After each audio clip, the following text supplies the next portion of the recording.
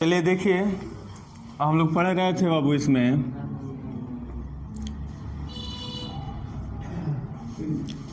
प्राचीन भारत के इतिहास के स्रोत, यही ना।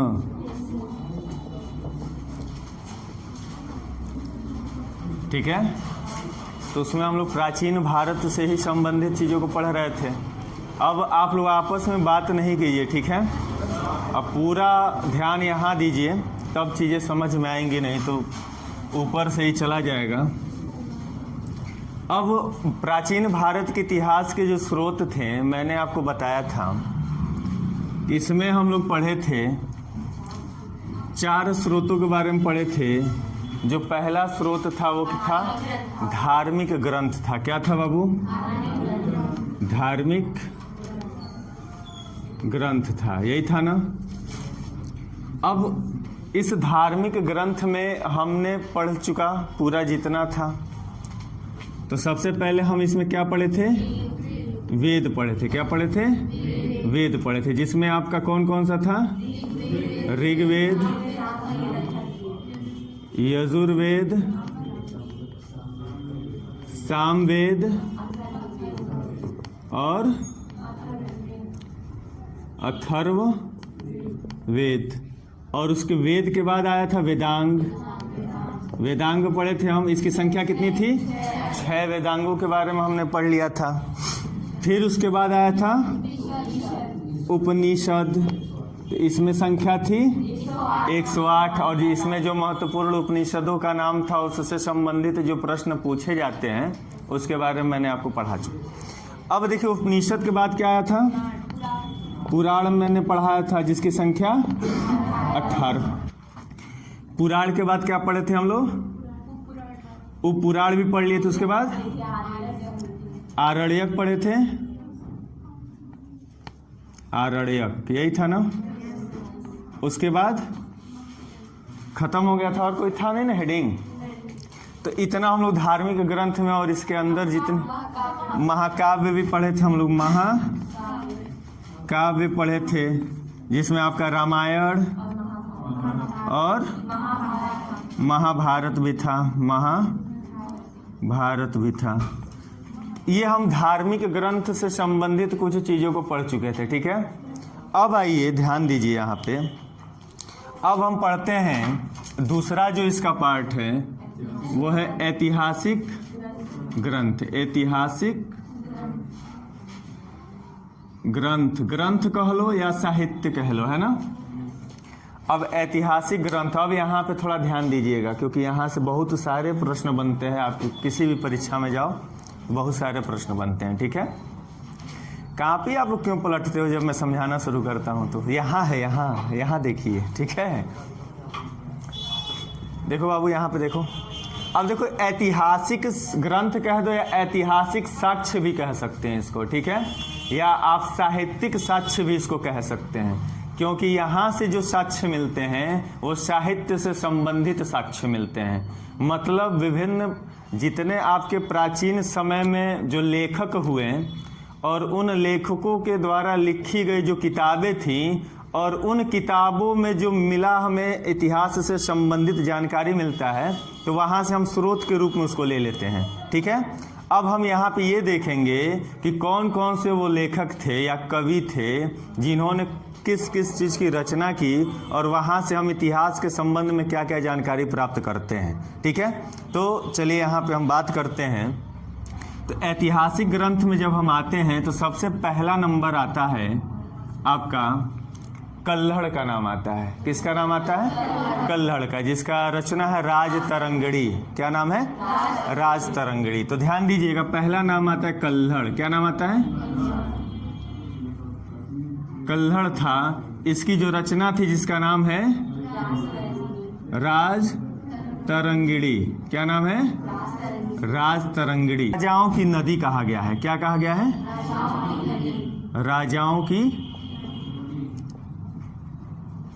नदी कहा गया है। अब ये राजाओं की नदी क्यों कहा गया है राजतरंगिणी को? आप लोग सोच कर बताइए कि राज तरंगड़ी जो कल्हड़ द्वारा लिखा गया है, इसको राजाओं की नदी क्यों कहा जाता है? सिंपल सा अर्थ निकलेगा, सोचो। वेरी गुड, बहुत बढ़िया। सोचोगे तो उत्तर मिलेगा। वीरेंद्र, बहुत मजा आ रहा है, क्या बात है? पढ़ लो, मजनू के नाना पढ़ लो, उसके बाद जो है बात करना। सुनो,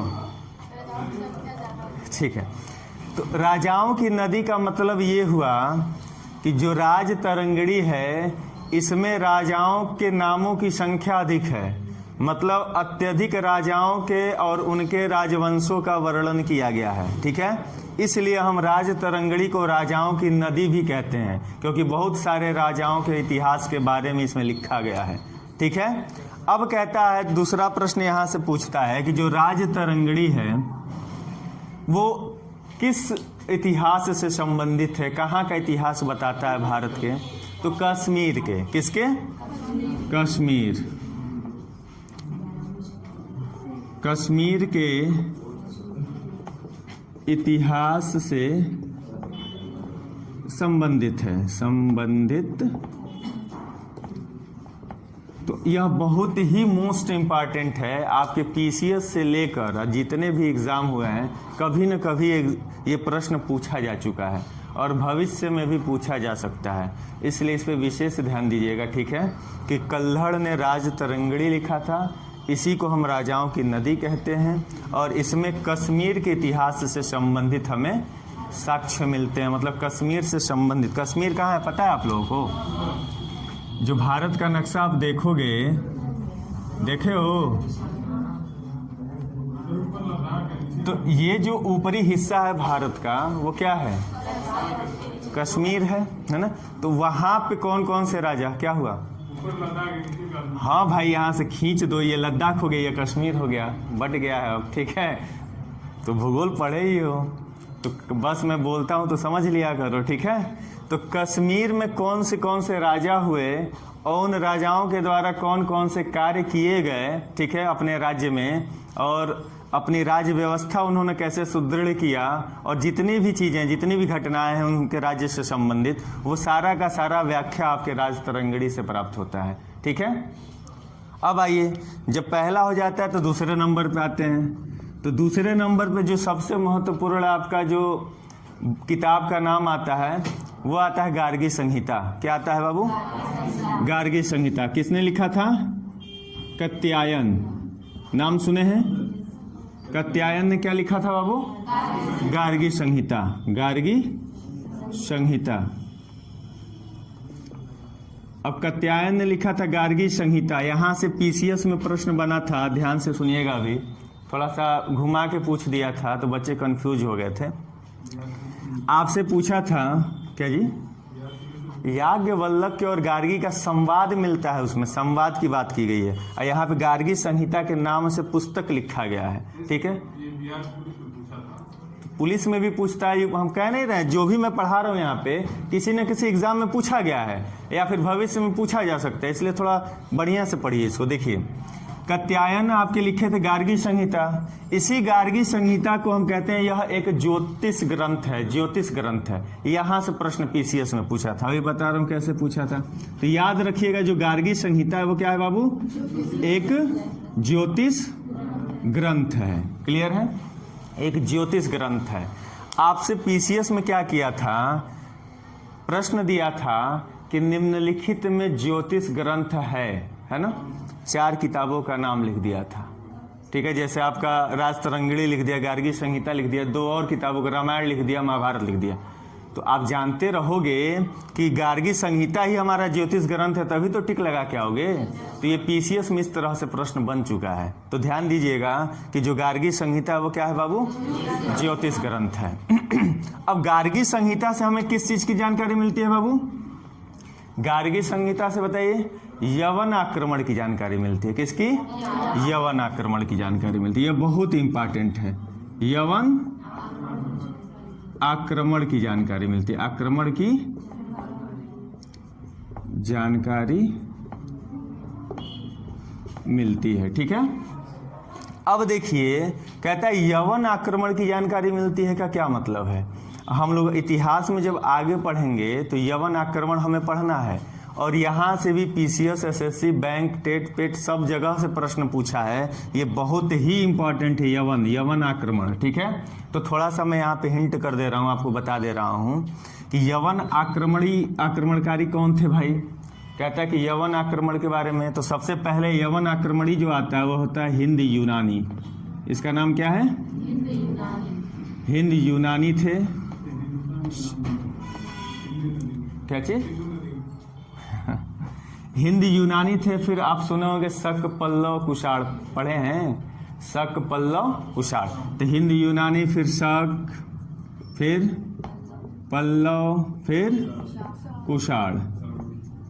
ठीक है, ये चारों के बारे में हमें पढ़ना है आगे, एक एक करके, एक एक हेडिंग है, एक एक पूरा चैप्टर है, एक एक के बारे में हम पढ़ेंगे कि कब किसने क्या किया, कौन सा आक्रमण किया और भारत में क्या क्या परिवर्तन हुए। तो यवन आक्रमणकारी यही थे चार। ठीक है, जो मुख्य थे, हिंद यूनानी थे, शक थे, पल्लव थे और कुषाण थे। यहाँ से पीसीएस में भी प्रश्न बना था, इसके सीक्वेंस को पूछ दिया था। ठीक है, इसके सीक्वेंस को पूछ दिया था कि सबसे पहले कौन आक्रमण किया, फिर उसके बाद कौन किया, फिर उसके बाद कौन किया, फिर उसके बाद। तो आपको ये सीक्वेंस भी याद रखना है कि यवन आक्रमणकारियों में सबसे पहले हिंद यूनानियों ने भारत पर आक्रमण किया, उसके बाद शकों ने आक्रमण किया, उसके बाद पल्लवों ने, उसके बाद कुषाणों ने आक्रमण किया। यह पीसीएस में से सीक्वेंस में दे दिया था। अब जिसको सीक्वेंस नहीं याद होगा किसके बाद कौन आया, तो गलती करके आया होगा। ठीक है, तो आप सीक्वेंस भी याद रखना है आपको, किसने कब किया आक्रमण। ठीक है, तो आप याद रखिएगा कि कात्यायन ने एक लिखा था गार्गी संहिता, जिसमें यवन आक्रमण की जानकारी मिलती है, जिसमें यवन का मतलब हिंद यूनानी, शक, पल्लव और कुषाण थे। क्लियर हो गई बात। अब आइए, इसके बाद जब हम आगे बढ़ते हैं, तीसरे पॉइंट पे आते हैं, तब एक और नाम आता है। अब आएंगे कौन?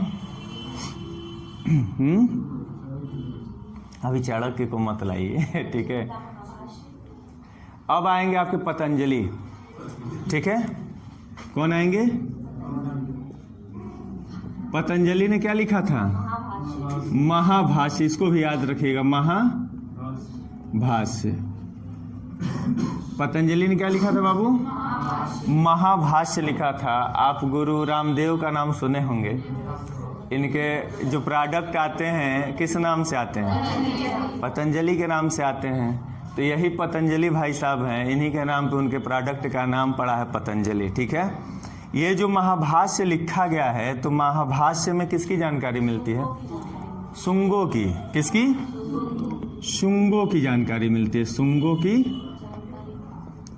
जानकारी मिलती है, जानकारी या इतिहास की जानकारी मिलती है। ठीक है, जानकारी मिलती है।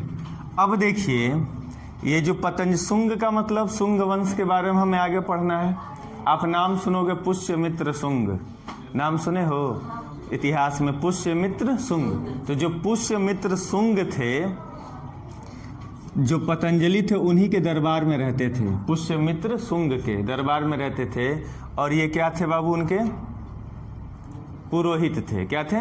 पुरोहित थे। तो ये पुष्यमित्र शुंग के पुरोहित थे। तो पुष्यमित्र शुंग के पुरोहित थे। पुरोहित थे। ये भी प्रश्न बन चुका है। ठीक है, कि पतंजलि कौन थे? आपके ऑप्शन में आ गया है ये, तो आप याद रखिएगा, पुष्यमित्र शुंग के पुरोहित थे। पुरोहित का मतलब बता दीजिए सोच के जल्दी से। हाँ,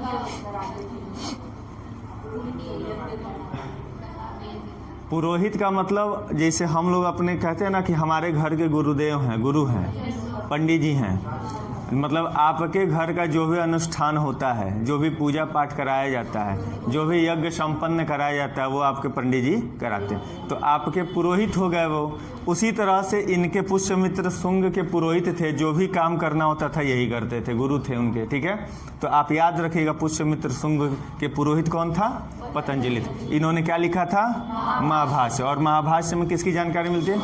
शुंगों के इतिहास की जानकारी मिलती है। ठीक है, चौथे नंबर पे जब हम आते हैं तो एक और नाम आता है जिसको आप पहले पढ़ चुके हो।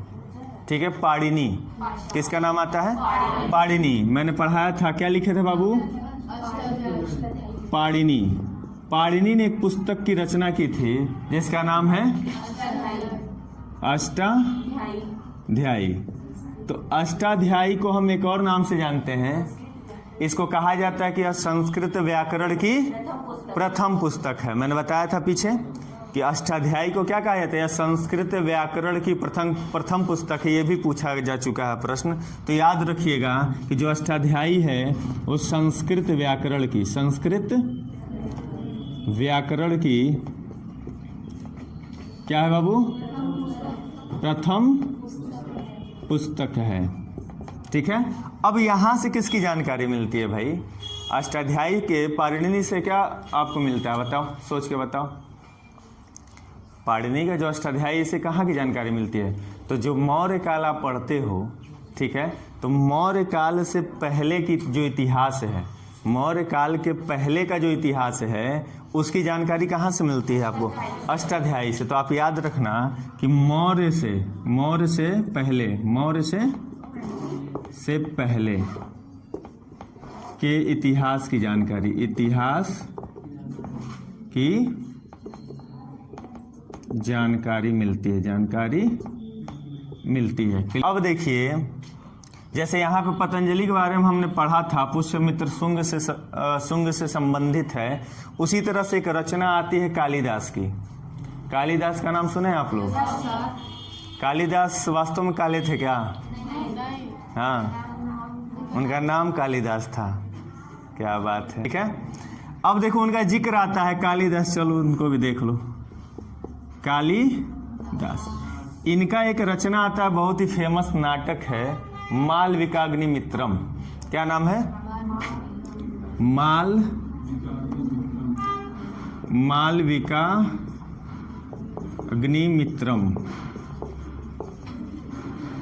मालविकाग्निमित्रम। ठीक है, यह क्या है बाबू? ये भी पूछा जा चुका है, याद रखना। ये क्या है? नाटक है। यह किससे संबंधित है? यह भी पूछा जा चुका है, तो याद रखिएगा। पुष्यमित्र शुंग के शासनकाल से, शुंग के शासन काल से संबंधित है। ठीक है, शुंग के शासन काल से संबंधित है। तो आप याद रखिएगा कालिदास का कौन सा रचना है भाई? इसमें किसकी जानकारी? क्या बात है, बहुत बढ़िया।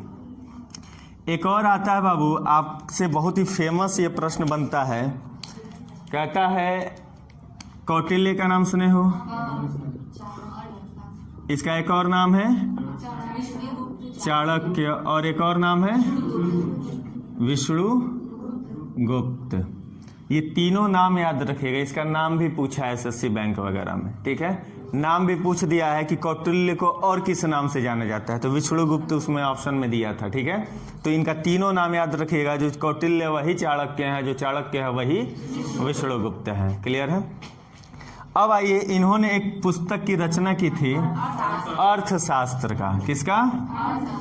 अर्थशास्त्र का। लेकिन वास्तव में इसका नाम केवल अर्थशास्त्र है।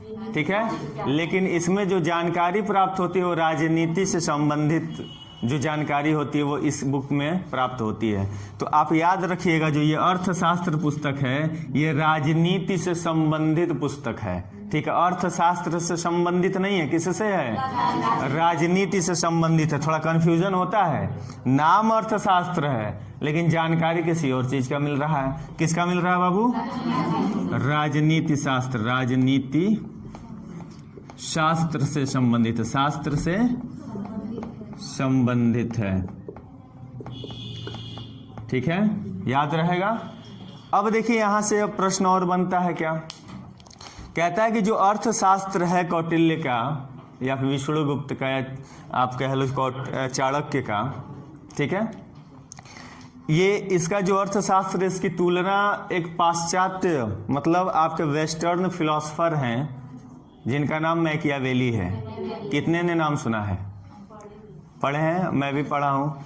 उस मैकियावेली का एक पुस्तक है जिसका नाम है द प्रिंस, है ना। तो जो चाणक्य है अर्थशास्त्र लिखे हैं, तो इनकी पुस्तक की तुलना मैकियावेली के प्रिंस से किया जाता है। ये आपके यूपीएससी और पीसीएस का प्रश्न है, ठीक है। तो याद रखिएगा कि चाणक्य के अर्थशास्त्र की तुलना मैकियावेली के प्रिंस से किया जाता है, ठीक है, याद रहेगा। तो इसमें एक पॉइंट आप याद रखना कि इनकी पुस्तक, इसकी तुलना मैकियावेली के प्रिंस से किया जाता है। ये बात याद रहेगा। वीरेंद्र यहाँ ध्यान दो, ठीक है। मैं थोड़ा तेज नहीं बोल पा रहा हूँ आज, मेरी कल से थोड़ी तबीयत डाउन चल रही है, नहीं तो मैं अभी बोलता तो तब ध्यान से सुनता है वो। अब देखो, इसमें एक और प्रश्न आपका बनता है, ठीक है। तो प्रश्न क्या बनता है भाई? कहता है कि यह कितने अध्यायों में, अधिकरणों में, कितने प्रकरणों में बांटा गया है। तो इसको 15 अधिकरणों में, कितने? इसमें 15 अधिकरण हैं, अधिकरणों में, तथा 180 प्रकरणों में, प्रकरणों में ना सुनाई दे रहा ना, बांटा गया है। क्लियर है? तो ये 15 अधिकरण का क्या मतलब होता है? 180 प्रकरण का मतलब बताइए।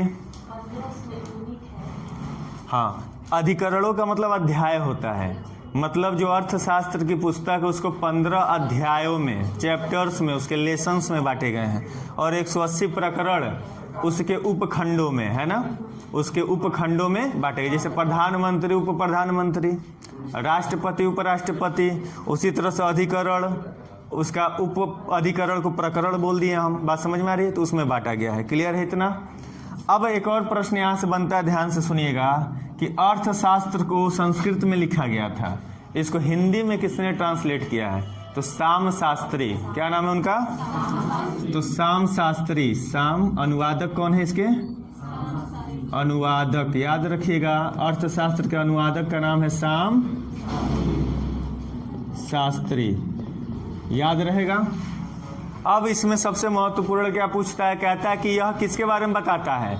तो मौर्य वंश के इतिहास की जानकारी से संबंधित पुस्तक है हमारा कौन? अर्थशास्त्र। तो इसमें याद रखिएगा, इसमें मौर्य वंश से संबंधित, इसमें मौर्य वंश से संबंधित जानकारी मिलती है। याद रहेगा इतना? ठीक है। अब आइए आगे चलते हैं। आज बहुत गुमसुम हो तुम लोग, शांत शांत, क्या बात है? हैं? क्या हो गया है? सीरियस? चलो आ जाओ अब सीरियस, तुम ही को ले लेते हैं। आ जाओ, एक रचना 7वां, आ जाओ। तुम एग्जाम्पल में आओगे, तुम भी आ जाओगी, घबरा बहुत शांत बैठे हो, आ जाओ। एक रचना आती है चंदबरदाई का। चंदबरदाई का कौन सी रचना है? बहुत बढ़िया, चंदबरदाई। इसका पृथ्वीराज रासो, इसने क्या लिखा था? पृथ्वीराज रासो, पृथ्वीराज रासो। तो चंदबरदाई ने एक रचना लिखी, पृथ्वीराज रासो। इसमें क्या है बाबू? इसमें पृथ्वीराज चौहान के इतिहास की जानकारी मिलती है। पृथ्वीराज चौहान कौन था? युद्ध लड़े थे, आप सुने होंगे। तराइन का लड़ा था।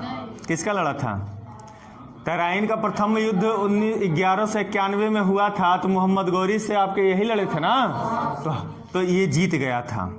पृथ्वीराज चौहान मोहम्मद गौरी को हरा दिया था। लेकिन तराइन का जो द्वितीय युद्ध हुआ 1192 में, तब मोहम्मद गौरी इसको बंदी बना लिया था।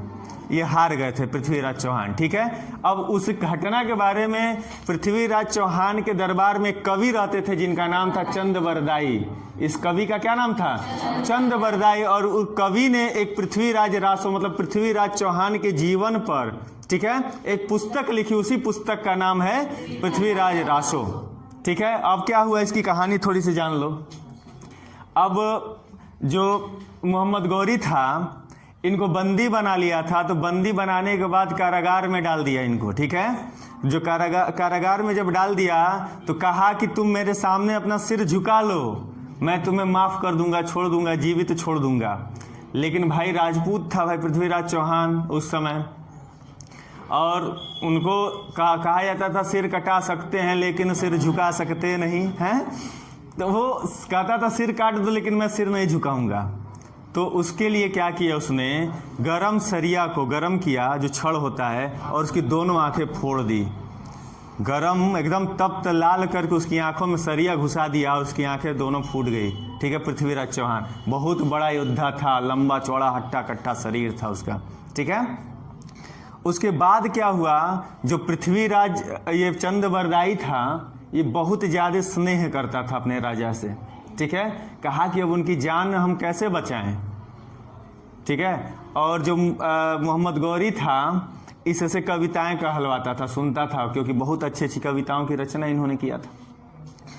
अब जो सभा होती है, सभा आप देखोगे फिल्मों में, राजा ऊंचाई पे बैठा रहता है और नीचे पूरा जनता इकट्ठी रहती है और बीच में खाली जगह होता है, उसमें या तो युद्ध लड़ता है कोई, जानवरों का युद्ध सब लोग देखते हैं, ऐसे देखे हो कहीं?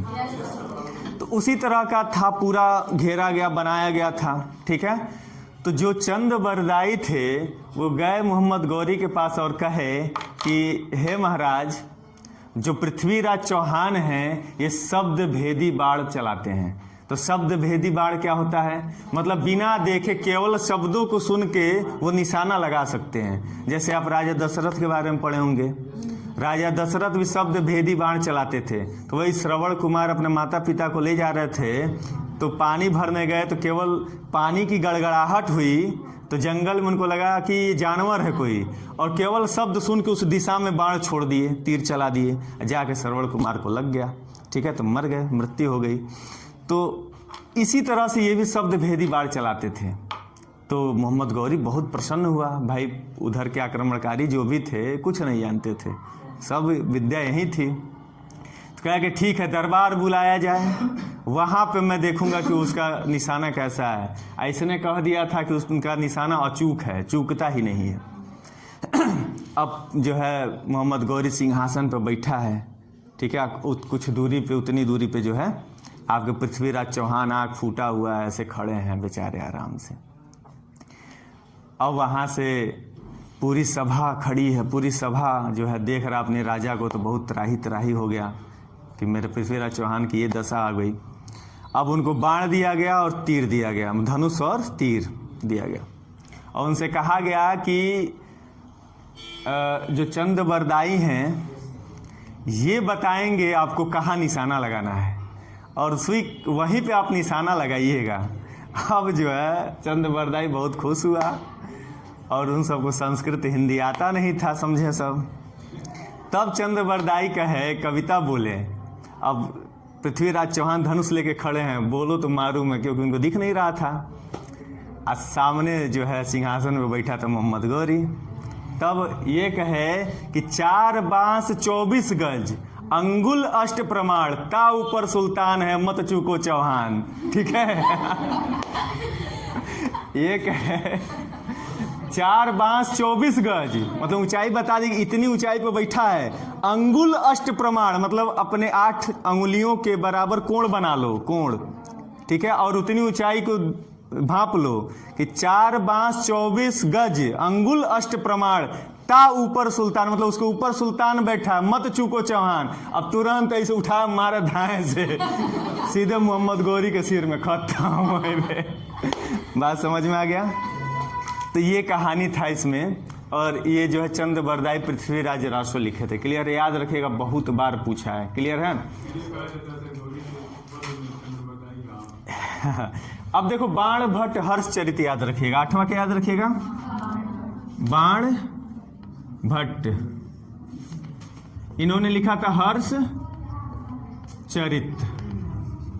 ठीक है। और एक और है, 9 याद रखिएगा, विल्हड़, क्या नाम था, खूब नाम है इन सबका। विल्हड़, विल्हड़ क्या लिखा था, विक्रमांक देव चरित लिखा था। क्या लिखा था, ये सब पूछा हुआ, विक्रमांक देव चरित। ठीक है, बस इतना लिखिए तब तक।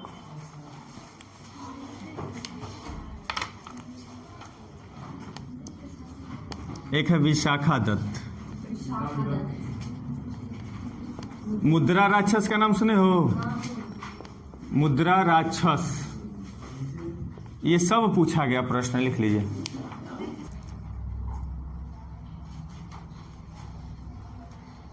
इतना लिख लीजिए, इसमें कोई कंफ्यूजन हो तो पूछ लीजिए। ये जितने लिखा गया, जितना नाम, सारा का सारा मोस्ट इंपॉर्टेंट है, एक भी फालतू नहीं है। और याद रखिएगा, जो भी मैं पढ़ाता हूँ सब इंपॉर्टेंट ही पढ़ाता हूँ। मैं फालतू चीज़ को खुद छोड़ देता हूँ, नहीं पढ़ाता हूँ। क्या मतलब है पढ़ के? कूड़ा भरने से बढ़िया बेहतरीन चीज़ भरो अपने दिमाग में।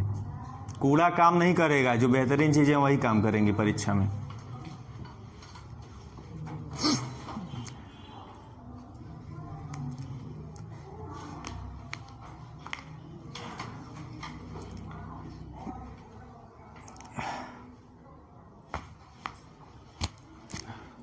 इसको रोक दो ना, ओपन नहीं, प्ले कर दे। चलिए, हो गया? बोलेंगे सभी लोग? तो बताइएगा, राज तरंगड़ी किसने लिखा था? तेज बोलो, जोर से बोलो, सारे बोलो। जय माता दी, कोई नहीं बोला जी। तो कल्हड़ ने। राज तरंगड़ी को और क्या कहते हैं? इसमें किसकी जानकारी मिलती है? कात्यायन ने क्या लिखा? ये क्या है? इसमें क्या मिलता है? यवन आक्रमणकारी कौन थे? कुषाण थे। पतंजलि ने क्या लिखा है? महाभाष्य से किसकी? और इसमें, और जो पतंजलि थे वो कौन थे? पुष्यमित्र शुंग के पुरोहित थे। पाणिनि ने क्या लिखा है? अष्टाध्यायी को क्या कहते हैं? और इसमें किसकी जानकारी? लिपि शब्द का पहली बार प्रयोग कहाँ हुआ था? अष्टाध्यायी में। ठीक है। कालिदास ने क्या लिखा है? ऐसे आम नहीं चलेगा, एनर्जी से बोलिए, बोलिए। मालविकाग्निमित्रम, बोलिए। यह क्या है? नाटक है। इसमें क्या है? संबंधित जानकारी। ठीक है। कौटिल्य का दूसरा नाम, एक और नाम, इसने क्या लिखा? यह किस पे आधारित है? राजनीति शास्त्र से संबंधित है। इसकी तुलना किससे की गई है? मैकियावेली के प्रिंस से। इसमें कितने अधिकरण प्रकरण हैं? इसका हिंदी में अनुवाद साम। इसमें किसकी जानकारी मिलती है? क्लियर है? एक बार और एनर्जी के साथ बोलो भाई, यंग हो ना, एहसास दिलाओ कि आप लोग यंग हो, है ना, बुढ़े नहीं हो। चंद बरदाई, बाण भट्ट, विल्हड़, विल्हड़, विक्रमांक देव, तुम्हारे ही नाम से संबंधित है, तू बोल नहीं रहा है, बहुत तेज बोल रहे हैं, हमारे कानों तक घंटी बज ही नहीं रहा है। चलिए, विशाखा दत्त, मुद्रा राक्षस। अली अहमद, चचनामा में क्या है? संगम साहित्य में किसकी जानकारी? विल्लाल क्या लिखा था? चलिए, जय माता दी। तो कल याद रहेगा ना?